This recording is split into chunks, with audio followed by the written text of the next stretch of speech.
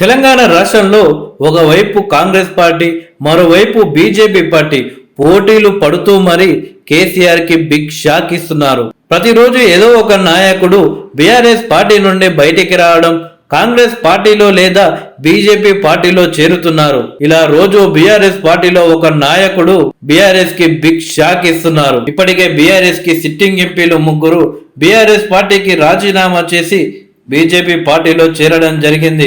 ఒక sitting MP Congress పార్టీలో చేరడం జరిగింది. అలాగే బీఆర్ఎస్ పార్టీలో కీలక ఎమ్మెల్యేలు సైతం వరుసగా సీఎం రేవంత్ రెడ్డి గారిని కలవడం కూడా బీఆర్ఎస్ పార్టీకి తలనొప్పిగా మారింది. తాజాగా బీఆర్ఎస్ పార్టీకి సంబంధించిన ఒక సిట్టింగ్ ఎంపీ ఈ రోజు కుటుంబంతో కలిసి సీఎం రేవంత్ రెడ్డి గారిని కలవడం జరిగింది.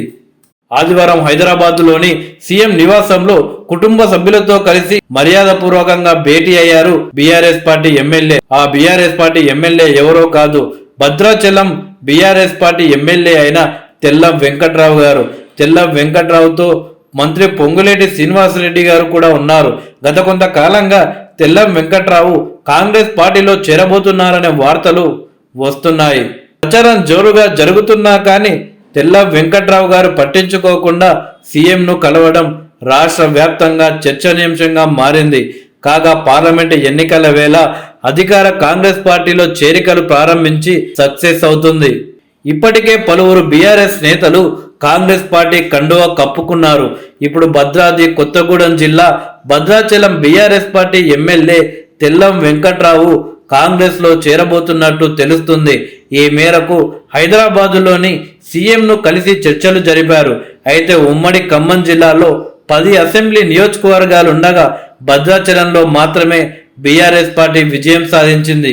గతంలో గులాబీ పార్టీలోనే తెల్లం వెంకట్రావు అసెంబ్లీ ఎన్నికలకు ముందు ప్రస్తుత రెవెన్యూ శాఖ మంత్రి పొంగులేటి శ్రీనివాసరెడ్డితో కలిసి కాంగ్రెస్ పార్టీలో చేరారు. కానీ కాంగ్రెస్ లో ఆయనకు టికెట్ దక్కలేదు. అనంతరం బీఆర్ఎస్ లో చేరి టికెట్ దక్కించుకొని గెలుపొందారు తెల్లం వెంకట్రావు. తెలంగాణలో ఎన్నికలు రిజల్ట్ వచ్చిన మరుసటి రోజే సీఎంను కలిశారు తెల్లం వెంకట్రావు. ఇప్పుడు రెండవసారి కూడా తెల్లం వెంకట్రావు సీఎం రేవంత్ రెడ్డి గారిని కలవడంతో ఇక బీఆర్ఎస్ కి ఈ ఎమ్మెల్యే గుడ్ బై చెప్పడం ఖాయం, కాంగ్రెస్ పార్టీలో చేరడం ఖాయం అనే వార్తలు బలంగా వినిపిస్తున్నాయి.